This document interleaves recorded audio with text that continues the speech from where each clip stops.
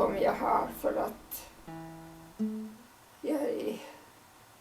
jag är inte sådär 100% säker på mig själv på grund av åldern och att jag har haft de här hjärtinfarkterna. Men det här, jag tycker helt enkelt om allting går bara något sån här bra, så tycker jag att det blir alldeles underbart. Jag älskar alltså att komma ut i Asien. Jag vet inte vad det är, jag kan inte förklara det. Men jag hör liksom hemma där på något sätt. Jag trivs.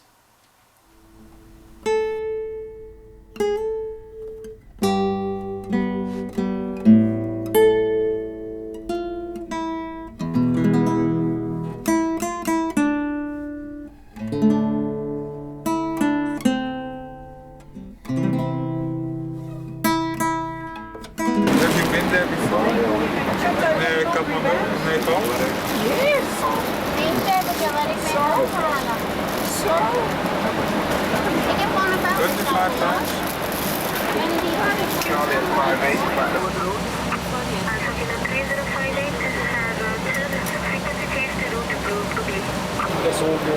Beautiful. Beautiful. Do you know which mountains are which? Can you point out any? Well, no, I don't know most of them. It's more to the right-hand side, I think, one most far away there. Yeah. It's 11 o'clock. That's Mount Everest. And if you get a little bit closer, then you can see the Mount Everest. The left one is Annapurna. Yeah? Annapurna. Annapurna. Annapurna, That's the big one.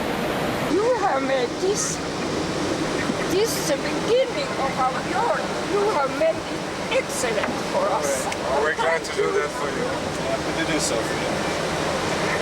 I heard that you're 84 years. Yes, and I said I must come this maybe last time. I don't think anymore, but I must see. How long are you staying? For the rest of the year? He cannot stay only 2 weeks, and so I go home with him and my granddaughter. I would say 6 weeks or something here, but I have had 2 heart infarcts. Yeah, and nearly died, so they don't like I am going, but I say I go, I must go. 50, 40, 30, 20, 10.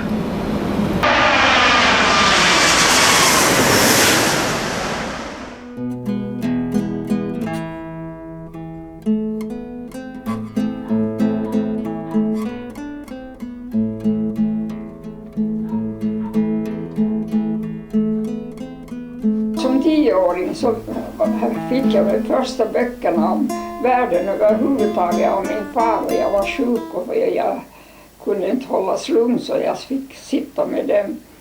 Och de första kapitlerna i en av de där 3 böckerna, den första boken, det var 3 förbjudna länder: Tibet, Nepal och Bhutan.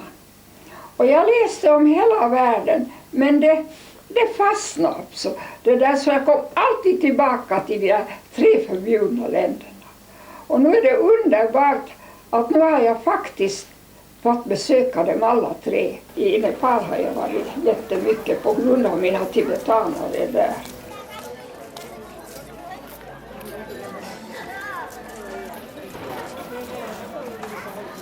Jag har följt med farmor hit till Nepal för att få uppleva Nepal och tibetanerna framför allt, som farmor har hjälpt under de senaste 30 åren. Att få se allt hon har gjort tillsammans med henne och få uppleva de ställena hon har varit på, skolorna hon har hjälpt, och träffa de tibetanerna som hon har hjälpt genom åren. Och att få träffa alla hennes vänner som hon har fått. Speciellt då Kesang och hans familj. First time I met Tiger in Chasa area, that is Solokhumbu near Mount Everest. And that very day my son was born, the very day. when she came there. And we usually call you the Aino son. He's 27. Aha, det är alltså same. Same year. Yes. Det är 27 år sedan vi möttes. Jag mötte Kajske Sangs familj uppe i den här internatskolan som jag fick byggd. Så tiden går, jösses ändå. 27 år, ja. Men inte hade förändrat sig så hemskt mycket här. Det är lite samma. Naturligtvis mera folk.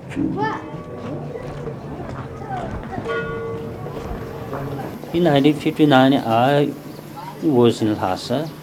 My uncle was a very high Lama, abbot of Sera Monastery. And he asked to Dalai Lama that we must go out from Lhasa somewhere.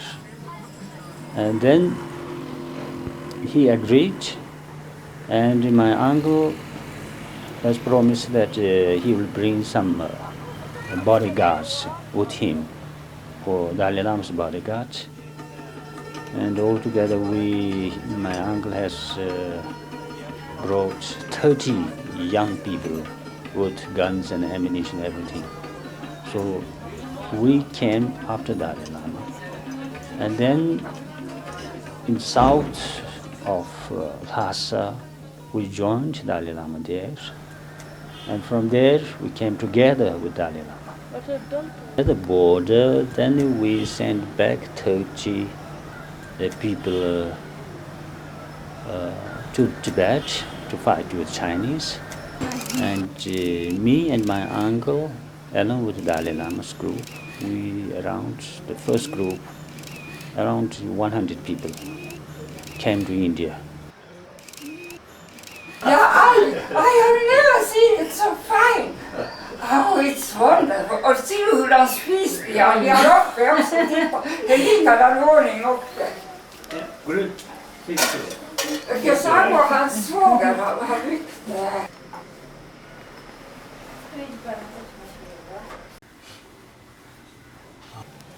Tsongkhapa. He's the head of the Gelupa sect. Yes. And these are my gurus. This is a younger tutor. Yeah. We met in Karampur. I know. Yes, he was sick. Yeah, that's Yeah, yes. I remember it. Yes. Och där är vattenskolan och de här. I got lots of teachings, all of this. Yeah, Yeah. I see. I love this. And all your colors. There is books. Yes. Där är deras böcker. Se. Där är samlat. Böneböcker. Jo, det är liksom här jag gjorde allt. So one you have to find out which book you need. Then we just open this side. So. You tell your uncle. It is. I am so happy here and to be just with all you.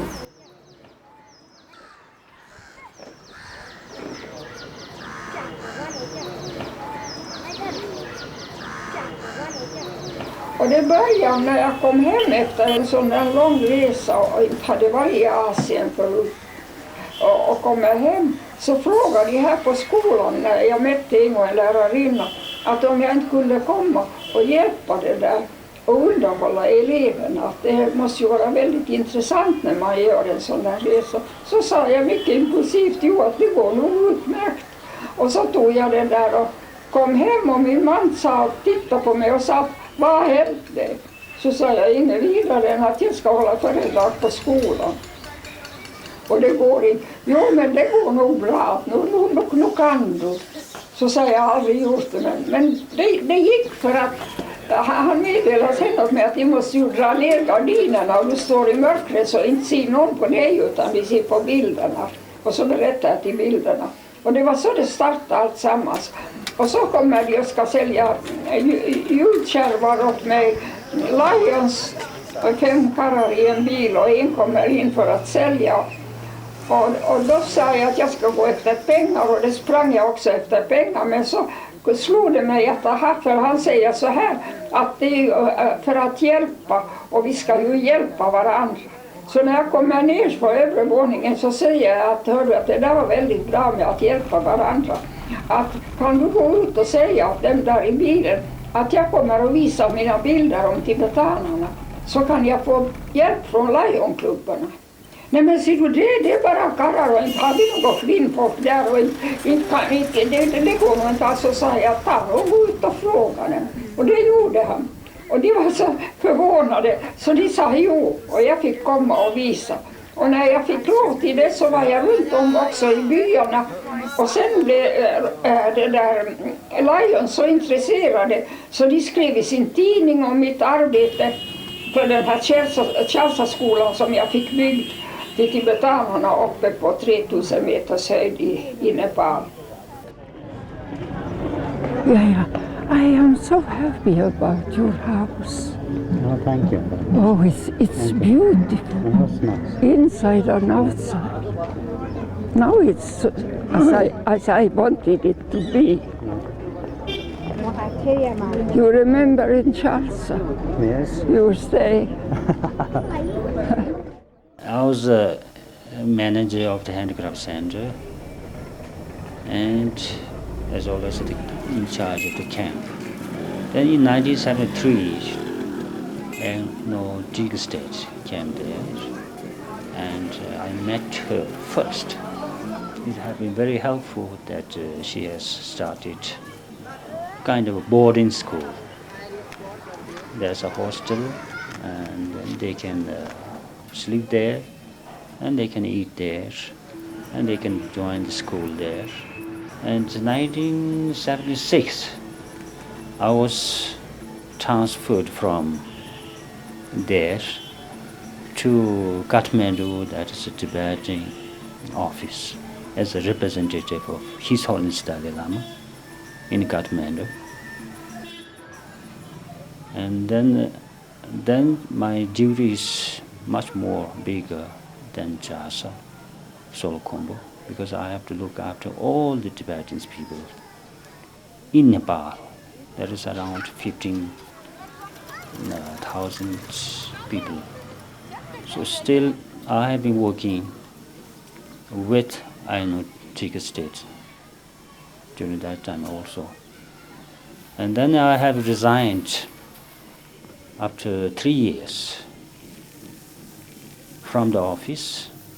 And after that, I thought I must leave all my work with Aino state and hand over to the office along with my other duties.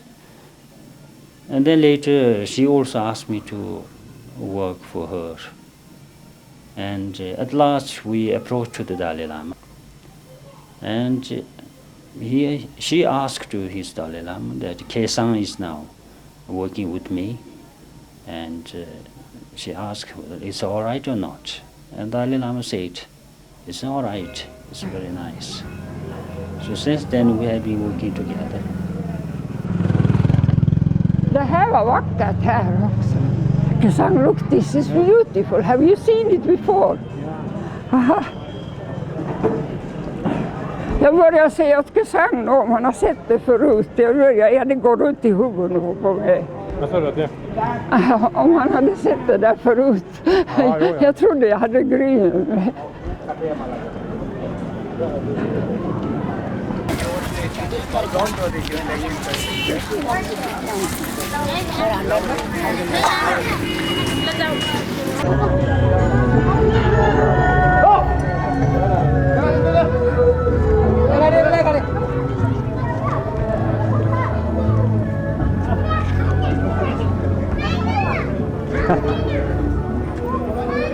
Again, we have to take a tip. Yes. Framförallt så var det ju de höga bergen. Jag älskar ju höga berg. Och sen var det här just buddhismen och med deras kloster och lamor och allting. Det var lite sådär mystiskt. Så det var intressant alltså. Det var någonting som var utanför allt vad vi andra känna till. Och det var där det började. And this is also our Buddhist mantra. När min far dog och jag ärvde honom så gick det 6 år före jag orkade tänka på någonting. Och barnen frågade och min man också att men att vad ska du inte göra någonting, använda lite av det där, att ska du inte, nu kan du göra det. Och de visste att jag tyckte om att resa, jag har alltid tyckt om att resa, jag har rest i Norden mycket, i alla de nordiska länderna och så lite annanstans då också i Europa. Då började jag fundera på det. Eller jag funderade inte utan jag visste med samma. Men jag gick lite ändå och tänkte om jag ska komma fram med det, att det här blir omöjligt. Och så en kväll när vi satt och drack te och hade det trevligt så sa jag att ni har frågat mig vad jag ska göra och jag har tänkt resa och jag reser till Nepal. Ja men det var ju trevligt, sa de allesammans och var lyckliga över det här för att de hade unnat mig att jag skulle resa och jag hade varit ganska sorgsen och nere så de tyckte att det där skulle vara riktigt bra. Jag blev förvånad över deras reaktion. Och så fortsätter de att tala om det här Nepal. Men de sa inte Nepal, de sa Neapel. Och då tittade jag på dem och sa att hörni att Neapel är i Italien och Nepal det är i Asien. Nej, men, In här. Och så... ja, jo, vi går in här, för nu går vi 17 in. Ja, Jesus, det går ju ända ner över tårna. Det går ända ner över tårna för honom. Jo, där, I think it is. Yes.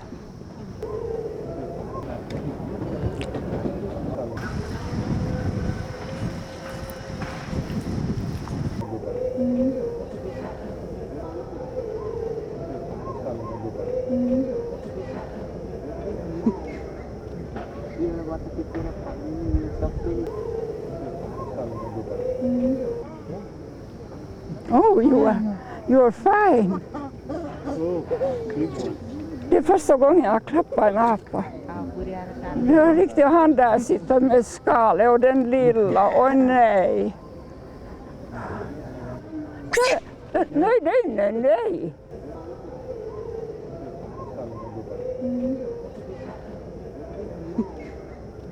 Oj, nu är jag här.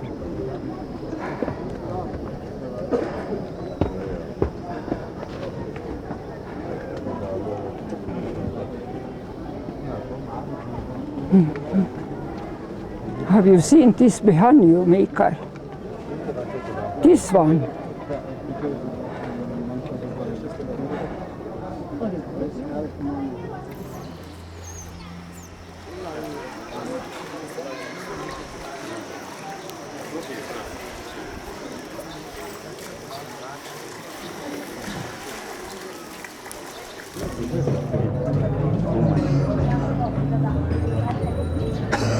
Den första vuxenboken jag någonsin läste var Tjur i Tibet av Aino som vi blev filmad för några år sedan.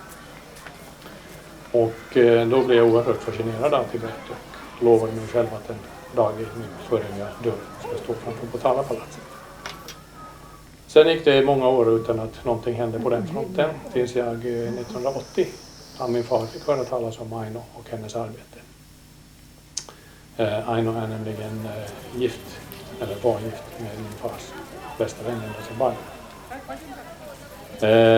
Och då ringde jag henne och bad henne berätta lite om det. Och det resulterade i att jag kort därefter åkte upp till Rånäset och träffade henne och såg en massa bilder som hon hade tagit där nere och hörde henne berätta om tibetanernas situation. Och där uppe på stående fot beslöt vi att jag åker med henne nästa gång hon ska åka ner till Nepal och Indien. Ja, på den vägen är det. Jag har sedan dess hjälpt till i stiftelsen, kanske främst med ekonomi då. No, she is not here today. Hon brukar visa sig i ett fönster ibland. Alltså det här Det brukar hon visa. Den heliga gudinnan. Hon är bara en liten flicka alltså.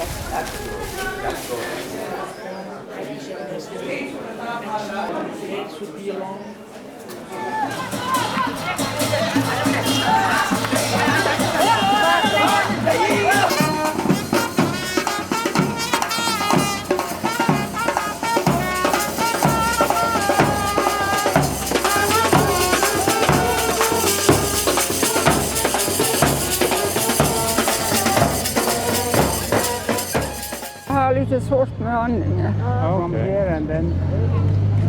Det bara sitta lite så går det om.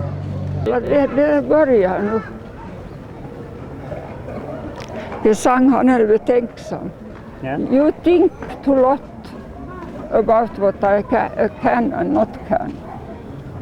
Walk. No, yes, you Yeah. can. I can. Yes. Yes. Then I can. The song is saying I can and then I can. To Pokhara area, especially, there's one group, Kamba peoples. So those group, they need help very badly because there are many people, and in the beginning they have got some handicraft centers here and there in Kathmandu as well as in Pokhara. But some years before the handicraft center, they had to close down because there's no market. So now they are really in a very difficult position. So they need help very much. So she's trying to help them. She's going to concentrate on Pokhara area, that is especially for the Kamba peoples. Jag älskar det. Ja. Jag älskar det. Sätta på morgonen när man går upp, förrän solen har gått, hämta bara lysa. It's good. It's such a good day. Oj. Oj. Oj, där är allt. Hela. Aj. Alla som alla som morgongymnastik mitt på dagen. Nej. Det var liksom bara en säng, jag tror. Du förstår att jag älskar berg. Aj. Men jag skulle inte vilja stå på toppen. Evening. Well, I mean, I suppose it doesn't matter. Tomorrow or day after tomorrow? Do you mean, no, now I know. It was Kamba soldiers or something. It was all men. Yeah. That camp, I mean, there I... It's near here. Mhm. So, Jag ska ut nu då på sånt där. Then it is 3 camps I visit. yeah. Tashiling and carpet working, and then Helita. Helitar to You Tats. want to go to Tashiling? It's far away. I want to go to Tashiling.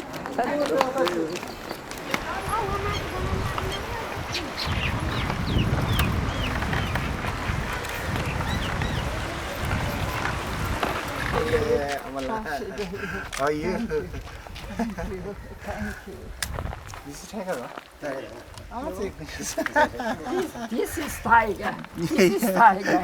Yes. Yes. But an old, very old tiger. No, still very healthy. Yeah. Yes. So happy. And you look I happy see. Yes. also. Okay, You. yeah. När jag var där ute och kom hem och jag visade bilder och de frågade hur är det och hur trivs jag med den så säger jag att det är så att när jag kommer hem så jag är genast ett stycke bättre människa. Ett stycke bättre människa helt och hållet. Men efter några månader så är man som man var förut, tyvärr. Så glömmer man allt det viktiga och fina i människolivet. Man glömmer. Man lever nu som vi brukar här och vi är ganska bortskämda och förstörda på många sätt. Och vi glömmer att vara det som jag kallar för verkliga människor. Vi glömmer att tänka på varandra. I began all my work in nearly 30 years. It was here I got the idea to do something.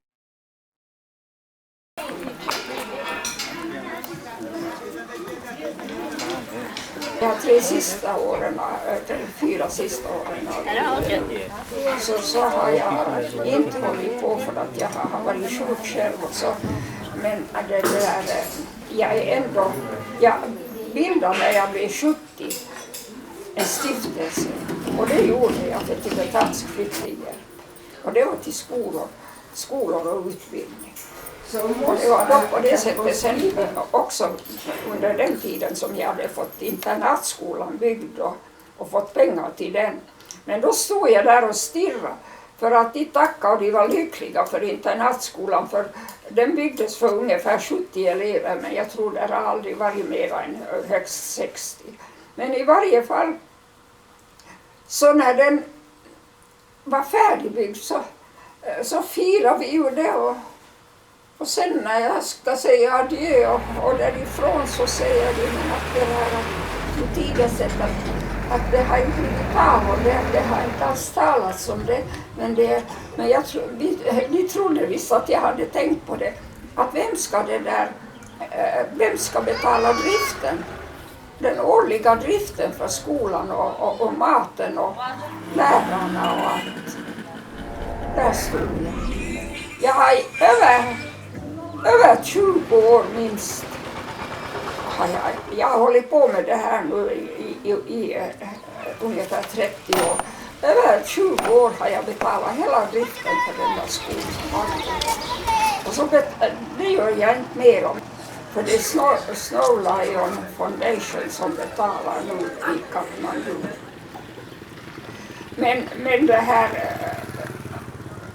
några lärare hjälper jag för de har så dålig lön. Så där har jag hjälpt så för när de har familjer och så vill de inte klara sig riktigt. Så jag betalar några lärare också fortsättningsvis. Jag fick ihop 6 miljoner under de här åren bara på att berätta och visa diabilder. När jag inte mer kunde resa så mycket ut så har jag satt de pengar som har blivit över och inte använda ännu. Det är 2 miljoner. Den har jag satt på stiftelsen. För att kunna utbilda, det behövs unga människor som 16-17-åringar går ut skolan.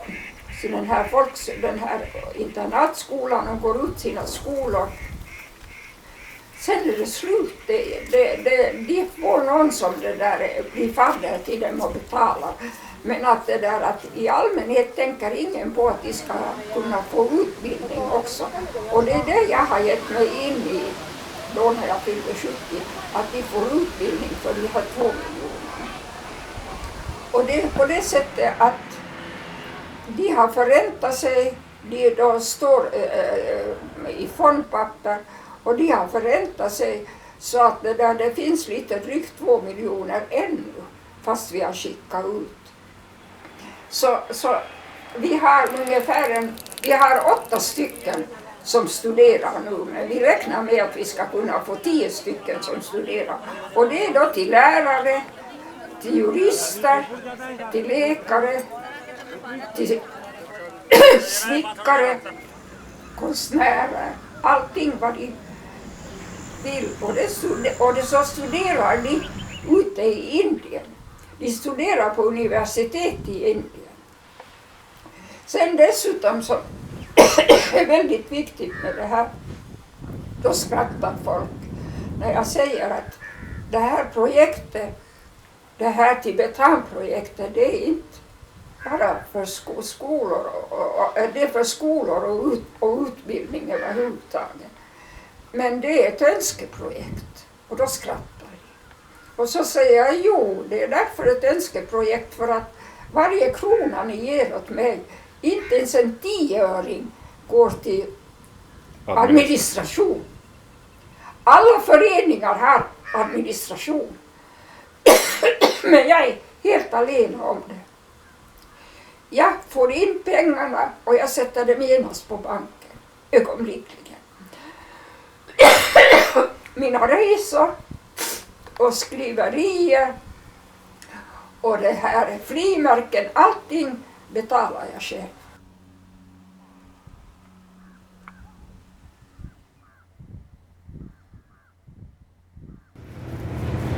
You asked me how I am, but you look fine. Yes.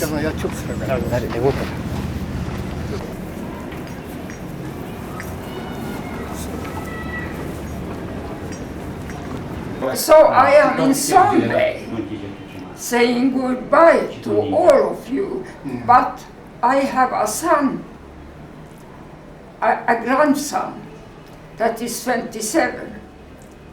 And he is very interested and was once out with me here also.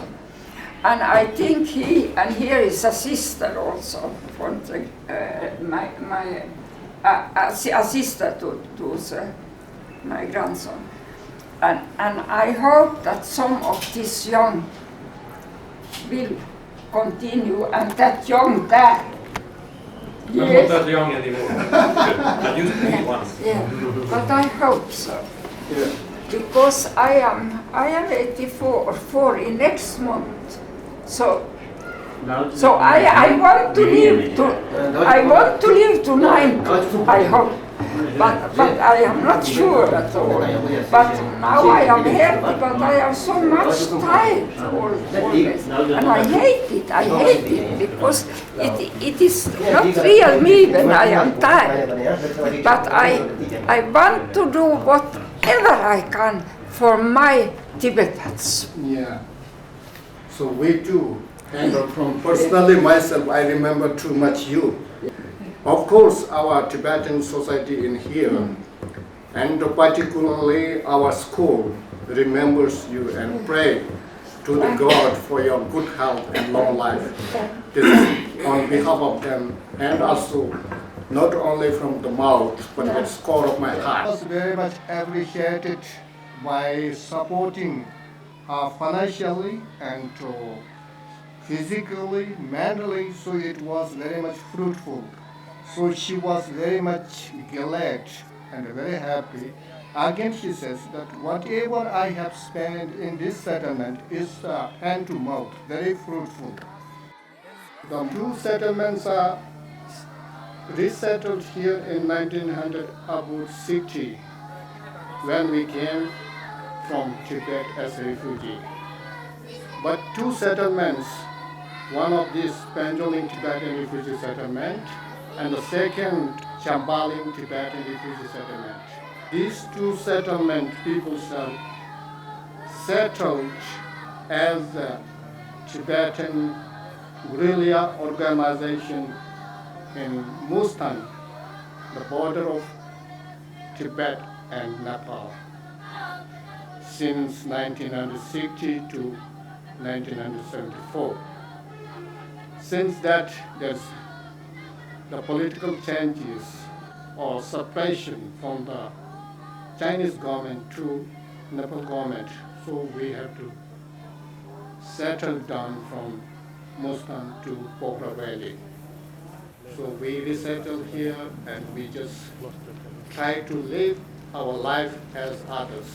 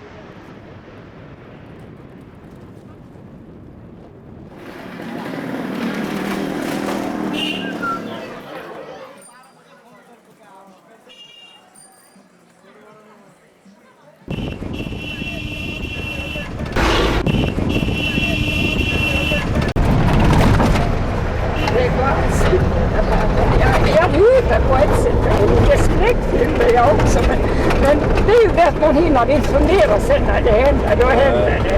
Då är det bara färdigt. Så det är ingenting att sitta och vara rädd för, man kan inte göra någonting. Men att jag fattar inte hur vi kan köra dagligen på sånt här. Det är med överallt och jag väntar bara på det stora band när man kommer emot varandra. One Dalai Lama was in Missouri in UP, and they have intended to move Dalai Lama from Missouri to Dharamsala. Then he sent a minister of his ministry to Dharamsala just to have a look.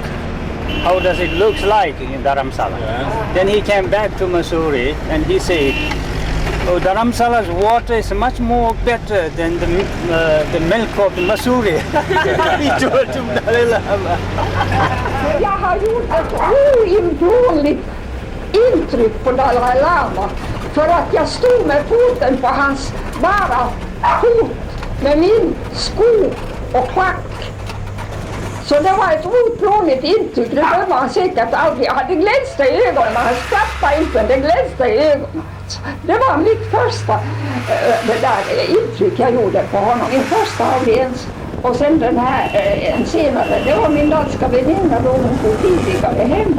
Och så var jag där och fick min audiens hos honom och han hade då en lång, mycket stilig tibetan men mycket fin. Han var en aristokrat, så det är inte många men det var. Och då sitter han med där och jag kände honom från förut men han var mycket högtidlig.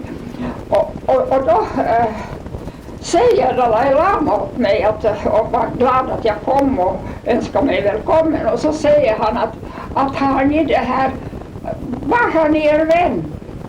Så sa jag att jag tänkte att hur vet han att jag har varit min väninna, men jag tror kan han veta det.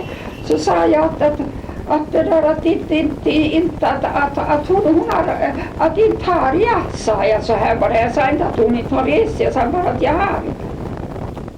Ja men er vän, då blev han lite otålig att han inte. Ja så sa jag, jo det har jag visst. Och så tog jag min handväska och tog handen ner. Och så tog jag upp Pelle. Ja, säger han sen, att jag menar just Pelle. Den har jag fått av min far för den 40 år sedan. Och den börjar vara ganska sliten och smutsig nu. Men den är alltid med och när jag håller föredrag sitter den på bordet. Och så den där fina mannen som satt där. Hans min och Dalai Lama har en underbar humor. Han höll på att dö utav skratt på Dalai Lama. Och jag hade gett en liten vit sån här nalle, kritvit för den måste ju vara fin. You were so kind that you told me, now we go outside in the sunshine in the garden because you will get a good picture of me when I asked for it. And I got a picture, but you looked just som ett spöke, vad är det? Like a ghost. You looked as a ghost because I did not remember the light and everything, so everything went wrong. But the worst was, I should not turn my back to you. And when you went, and then we came to the door, and I was in a hurry, and the old monk, he turned his back and went out. Then I came and remembered in the door, and you were staying there, and he said to me, please go out. Then I thought, then I turned my back that I cannot, and I stepped back and on your feet with my high shoes.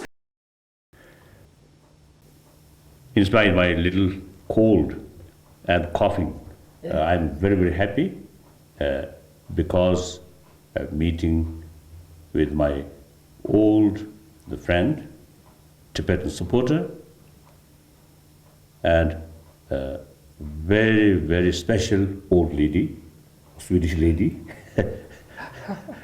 Now, since we know each other, I think more than almost 30 years, I think. Yes, I think. So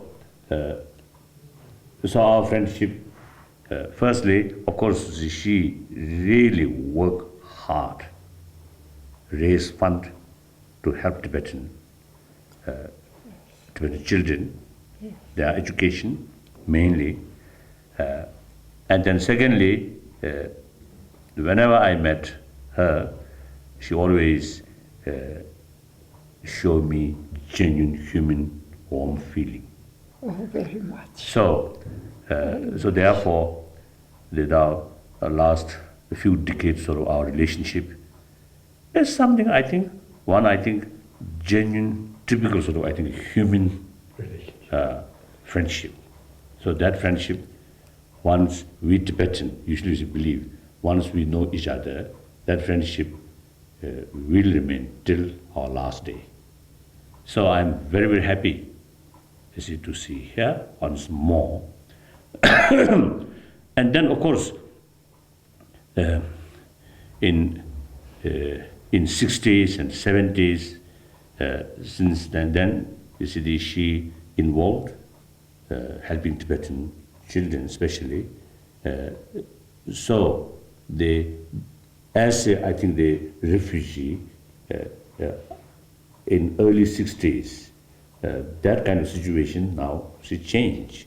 But still, regarding education for young children, every year number of children growing, and so therefore the help for Tibetan children's education still we need. Yes. Therefore,